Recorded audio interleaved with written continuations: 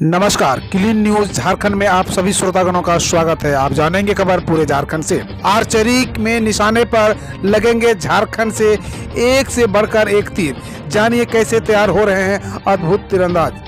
भारतीय महिला तीरंदाज दीपिका कुमारी, कोमालिका बारी और पूर्णिमा महतो ने खेल की दुनिया में अपने निशाने से भारत और झारखंड का नाम रोशन किया है। इन्हीं खिलाड़ियों को देखते हुए परंपरागत रूप से तीरंदाजी का क्षेत्र रहे झारखंड में आज कई युवाओं का रुख तीरंदाजी की तरफ हुआ है। अब ऐसी ही युवा प्रतिभाओं के हुनर को निखारने और उन्हें प्रोत्साहित करने के लिए इस्पात क्षेत्र की एक प्रमुख राष्ट्रीय कंपनी वेदांत ESL स्टील लिमिटेड ने मदद के लिए हाथ आगे बढ़ाया है। बेल में भगवा टी शर्ट पहनकर बैठे भाजपा विधायक, स्पीकर ने बताया मर्यादा के खिलाफ। विधानसभा में बुधवार को वित्त मंत्री रामेश्वर उरांव के बजट भाषण के दरमियान भाजपा विधायकों ने हंगामा किया। विधायक नारा लिखा हुआ भगवा टी शर्ट पहने वेल में बैठ के उन्होंने नारेबाजी भी की। इस दौरान नीलकंठ सिंह मुंडा समानांतर बजट भाषण पढ़ने लगे। यह पूर्ववर्ती सरकार का बजट भाषण था। स्पीकर रविन्द्रनाथ महतो ने इस पर आपत्ति जताई, कहा कि यह आचरण सदन की मर्यादा के प्रतिकूल है। इस दौरान सीटी बजाने पर सिंदरी के विधायक इंद्रजीत महतो को उन्होंने सदन से बाहर निकालने का आदेश दिया। नीलकंठ सिंह मुंडा के समांतर भाषण के दौरान भाजपा विधायकों ने खूब तालियां बजाई। इससे वित्त मंत्री का भाषण स्पष्ट नहीं सुनाई पड़ रहा था। डायन की आशंका में 5 लोगों की हत्या, सिर्फ 5 साल का एक बच्चा भी शामिल। भूत प्रेत के अंधविश्वास से जुड़ी दिल दहलाने वाली घटना झारखंड के आदिवासी इलाके में सामने आई है। कई दिनों से कुछ पशुओं के मरने पर गांव के एक पुजारी ने कुछ लोगों को डायन के वश में होने की बात कही और उन लोगों की हत्या कर दी गई। इस मामले में 5 लोगों को कत्ल की खबर है, जिनमें एक 5 साल का मासूम बच्चा भी शामिल है। टाइम्स ऑफ इंडिया की रिपोर्ट के मुताबिक बीते 4 महीने में डायन के शक में बुरुहातू अमतोली पहाड़ में 8 लोगों को डायन के अंधविश्वास के चलते कत्ल हो चुका है। दरअसल लगातार पशुओं की मौत का जब कोई कारण ही नहीं पता चला तो गांव के पुजारी और वैद्य जब कोई हल नहीं बता पाए तो उन्होंने बुरी शक्तियों की बात कही। बिहार की तर्ज पर झारखंड पुलिस को भी वर्दी भत्ता 10,000 सरकार कर रही है तैयारी। झारखंड राज्य में पुलिस की दुर्दशा को सुधारने को लेकर झारखंड सरकार ने पहल कर दी है। राज्य की पुलिस को भी अब बिहार की तर्ज पर वर्दी भत्ता 10,000 करने की तैयारी सरकार कर रही है। वर्दी भत्ता बढ़ाने को लेकर सरकार ने पुलिस विभाग से रिपोर्ट मांगी है। वर्तमान में झारखंड में पुलिसकर्मियों की सालाना वर्दी भत्ता 4,500 रुपया दिया जाता है, जबकि बिहार में यह राशि 10,000 रुपया है। यानी बिहार में पुलिसकर्मियों को वर्दी भत्ता के तौर पर 5,500 रुपया अधिक वर्दी भत्ता मिलता है। झारखंड में प्रति व्यक्ति आय अब 57,863 रुपये, 25,000 कर्ज भी। आय में एक साल में 2,881 रुपया का इजाफा। झारखंड में प्रति व्यक्ति आय में सुधार हुआ है। वित्तीय वर्ष 2018-19 में राज्य में जहां प्रति व्यक्ति आय 54,982 रुपया था, जो वित्तीय वर्ष 2019-20 में बढ़कर 57,863 रुपये हो गए हैं। यानी एक साल में 2,881 रुपये की बढ़ोतरी हुई है। लेकिन इसके साथ ही लोगों पर कर्ज भी बढ़ गया है। दूसरी ओर लोगों पर कर्ज भी है। 2019-20 में प्रति व्यक्ति कर्ज 25,000 रुपये होने का अनुमान है। झारखंड बजट में किसानों के लिए कृषि ऋण माफी योजना, जानिए और कैसे क्या क्या मिला। झारखंड में वित्त मंत्री रामेश्वर उरांव ने 91,270 करोड़ का बजट पेश किया। उन्होंने कहा है कि कृषकों के लिए झारखंड कृषि ऋण माफी योजना लाई है। इसका शुभारंभ 1 फरवरी 2021 को जामताड़ा से किया गया है। मनरेगा में मजदूरों के मजदूरी 31 रुपये बढ़ाई गई है। इसके अलावा ग्रामीण अर्थव्यवस्था को बढ़ावा देने के लिए 18,653 करोड़ का प्रावधान किया जा रहा है, जो पिछले साल से 21% अधिक है। शिक्षा में बेटियों की विकास दर बेटों से अधिक, SC/ST की भी तेज रफ्तार। झारखंड आर्थिक सर्वेक्षण 2020-21 की रिपोर्ट ने झारखंड के लिए अच्छी खबर लाई है। अनुसूचित जाति तथा अनुसूचित जनजाति समुदाय के लोग, जो कि कभी शैक्षणिक रूप से काफी पिछड़े थे, आज वे तेजी से इस मामले में अन्य समुदाय की बराबरी करते नजर आ रहे हैं। रिपोर्ट के अनुसार स्कूली शिक्षा के सभी स्तरों पर इन दोनों वर्गों का ग्रॉस इनरोलमेंट रेशियो राज्य के ग्रॉस इनरोलमेंट रेशियो से अधिक है। सरकार के बजट से युवा, महिलाओं और कारोबारियों को क्या है उम्मीद पड़े। झारखंड की हेमंत सोरेन सरकार आज बजट पेश की। ऐसे में राज्य की जनता को सरकार से काफी उम्मीद है। रांची की महिलाओं का कहना है कि सरकार बजट के माध्यम से महंगाई पर अंकुश लगाने की कोशिश करे, साथ ही स्वास्थ्य और कृषि क्षेत्र पर विशेष ध्यान दे। वहीं मध्यम वर्ग की भी अपनी राय है। इसका कहना है कि महंगाई बढ़ने से घरेलू खर्च का इजाफा हुआ है, सरकार को इस पर विशेष ध्यान देना चाहिए। इसके साथ ही स्वास्थ्य के क्षेत्र में भी सरकार को ध्यान देना चाहिए।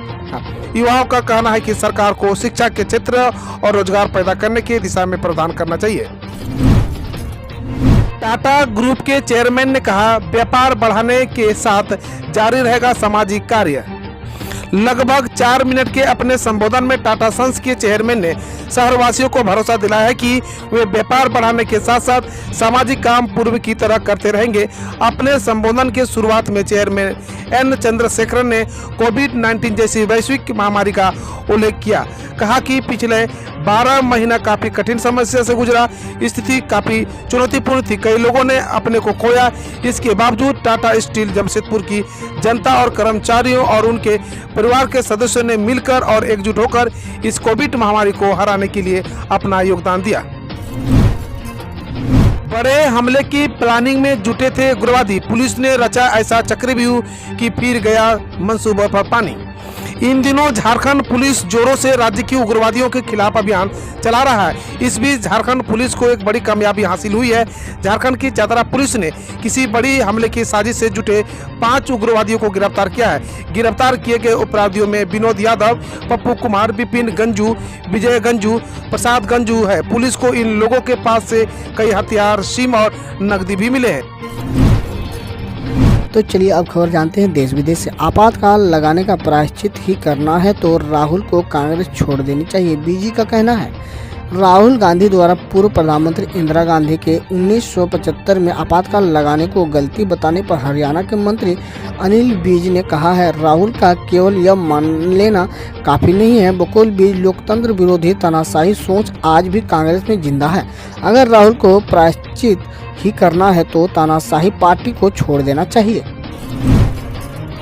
पता नहीं कब ट्यूबलाइट जलती है, कब उन्हें पता चलता है कि गलत था, राहुल गांधी को लेकर शिवराज सिंह चौहान बोले। कांग्रेस नेता राहुल गांधी ने इंदिरा गांधी द्वारा लगाया गया आपातकाल एक गलती थी बयान पर मध्य प्रदेश के मुख्यमंत्री शिवराज सिंह चौहान ने कहा है, वह जो आज कह रहे हैं उन्हें कई वर्षों बाद लगेगा कि वो गलती कह रहे थे। उन्होंने कहा, पता नहीं कब ट्यूबलाइट जलती है, कब उनको पता चलता है कि गलत था। इस बार यूपी की बीजेपी सरकार को महिलाएं ही नहीं गिराएंगी, बुलंदशहर की घटना पर अखिलेश यादव बोले। सपा प्रमुख अखिलेश यादव ने ट्वीट किया है, बुलंदशहर में पिछले 6 दिनों से लापता लगभग 13 साल की एक किशोरी का शव एक गड्ढे में मिलने से प्रदेश दहल गया है। अति दुखद खबर है। पूर्व मुख्यमंत्री अखिलेश ने कहा, यूपी में आपराधिक गतिविधियां बीजेपी की निसफल सरकार को ठेंगा दिखा रही है। इस बार बीजेपी सरकार को महिलाएं ही गिराएंगी। राष्ट्रपति रामनाथ कोविंद ने लगाई कोविड-19 वैक्सीन की पहली डोज, सामने आई तस्वीर। रामनाथ कोविंद ने बुधवार को दिल्ली के आर्मी हॉस्पिटल में कोविड-19 की पहली डोज लगवाई, जिसकी तस्वीर सामने आई है। इससे पहले कोविड-19 टीकाकरण के दूसरे चरण में उपराष्ट्रपति वेंकैया नायडू और प्रधानमंत्री नरेंद्र मोदी ने सोमवार को टीका लगवाया था। स्वास्थ्य मंत्री हर्षवर्धन, रक्षा मंत्री राजनाथ सिंह समेत कई केंद्रीय मंत्री भी वैक्सीन लगवा चुके हैं। टीकाकरण के सर्टिफिकेट पर सीएम की फोटो को लेकर टीएमसी ने चुनाव आयोग से की शिकायत। टीएमसी ने चुनाव आयोग को पत्र लिखकर आरोप लगाया है कि कोविड-19 टीकाकरण के डिजिटल प्रमाण पत्र पर प्रधानमंत्री नरेंद्र मोदी की तस्वीर आचार संहिता का उल्लंघन है। बकौल टीएमसी प्रधानमंत्री अपने पद का गलत फायदा उठा रहे हैं और वैक्सीन निर्माताओं से श्रेय छीन रहे हैं। टीएमसी ने करदाताओं के पैसे से प्रचार कर रहे हैं प्रधानमंत्री को रोकने की मांग की। चुनाव नतीजे घोषित होने से पहले ही प्रशांत किशोर ने दीदी का साथ छोड़ दिया, पत्रा का कहना है। चुनाव राजनीतिकार प्रशांत किशोर को पंजाब के मुख्यमंत्री अमरिंदर सिंह द्वारा प्रधान सलाहकार नियुक्त किए जाने के बाद बीजेपी प्रवक्ता संबित पात्रा ने कहा, अब तो उन्हें भी दीदी के साथ छोड़ दिया था। बकौल पात्रा, इससे पहले कि चुनाव के नतीजे घोषित हों, दीदी के सबसे बड़े सलाहकार घर छोड़कर दूसरे के घर जा रहे हैं। मुझे इसकी कोई जानकारी नहीं है। सौरव गांगुली के बीजेपी में शामिल होने की अटकलों पर घोषवोरे। प्रधानमंत्री नरेंद्र मोदी के 7 मार्च को कोलकाता के ब्रिगेड मैदान में होने वाली रैली में बीसीसीआई अध्यक्ष सौरव गांगुली के बीजेपी में शामिल होने की अटकलों पर पश्चिम बंगाल बीजेपी अध्यक्ष दिलीप घोष ने कहा है, मुझे इसकी कोई जानकारी नहीं है। घोष ने आगे कहा, बैठक में भी इसकी लेकर कोई चर्चा नहीं हुई है। पीएम मोदी बोले, युवाओं के लिए अंतरिक्ष और परमाणु ऊर्जा जैसे कई क्षेत्र खोले गए हैं। शिक्षा क्षेत्र के लिए बजट की घोषणाओं पर वेबिनार में प्रधानमंत्री नरेंद्र मोदी ने बुधवार को कहा, ज्ञान और अनुसंधान को सीमित करना देश की क्षमता के साथ बड़ा अन्याय है। उन्होंने कहा, हमने प्रतिभाशाली युवाओं के लिए अंतरिक्ष, परमाणु ऊर्जा व DDRO ऐसे कई क्षेत्र खोले हैं। बकुल पीएम बोले, आत्मनिर्भर भारत बनाने के लिए युवाओं को आत्मविश्वास जरूरी है। यूपी में 12 वर्षीय लड़की की हत्या कर गड्ढे में शव दबाने वाले आरोपी हुए अरेस्ट। बुलंदशहर के SSP संतोष कुमार सिंह ने बताया कि 12 वर्षीय लड़की की हत्या कर उसके शव को मकान के अंदर गड्ढे में दबाने वाले आरोपी को बुधवार सुबह हिमाचल प्रदेश से गिरफ्तार किया गया है। पुलिस की कहना है कि लड़की अपनी मां और बहन के साथ खेत में खाना खा रही थी और वह इस मकान में पानी लेने गई थी। यूपी में बिजली उपभोक्ताओं के 31 जनवरी तक बकाये पर मिलेगी 100% सरचार्ज माफी। यूपी के ऊर्जा मंत्री श्रीकांत शर्मा के मुताबिक कोविड-19 एकमुश्त समाधान ब्याज माफी योजना में घरेलू बिजली उपभोक्ताओं और निजी नलकूप उपभोक्ताओं के 31 जनवरी तक के बकाये पर 100% सरचार्ज माफी मिलेगी, जिसके लिए 15 मार्च तक पंजीकरण होगा। उन्होंने कहा कि इसका लाभ अधिक से अधिक उपभोक्ताओं तक पहुँचे, यह सभी MD डिस्कॉम सुनिश्चित करें और इसकी निगरानी UPPCL के चेयरमैन करें। यूपी में 1 अप्रैल से 1975 प्रति क्विंटल के न्यूनतम समर्थन मूल्य पर होगी गेहूं की खरीद। उत्तर प्रदेश के अपर मुख्य सचिव डॉक्टर नवनीत सहगल ने बताया कि प्रदेश में 1 अप्रैल 2021 से गेहूं की खरीद 1975 प्रति क्विंटल के न्यूनतम समर्थन मूल्य पर की जाएगी। उन्होंने बताया कि इसके लिए पंजीकरण शुरू हो गया है। सहगल ने कहा कि किसान खाद्य और रसीद विभाग की वेबसाइट fcs.up.gov.in पर पंजीकरण करा सकते हैं। सपा व हर अपराधी के बीच संबंध क्यों? हाथरस में हत्या के आरोपी सपा से संबंध पर सीएम बोले।